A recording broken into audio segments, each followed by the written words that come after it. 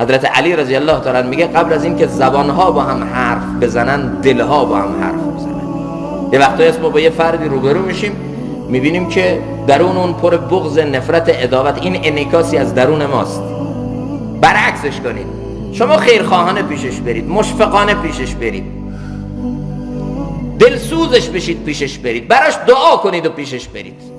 دنبال منافع شخصی خودتون نباشید، دنبال غرض ورزی های شخصی خودتون نباشید، دنبال زد و بندهای حزبی و سیاسی خودتون نباشید، دنبال خیرخواهی و منفعتش باشید. برید پیشش، ببینید چطوره. با این دل برید، با این درون برید، بعد ببینید طرف چقدر منقلب میشه، چقدر الله تعالی اونو عوض میکنه.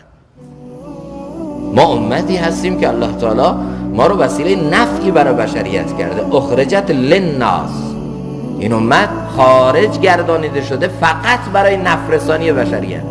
ما نفعی برای بشر، ما خیرخواه همه انسانیت هستیم.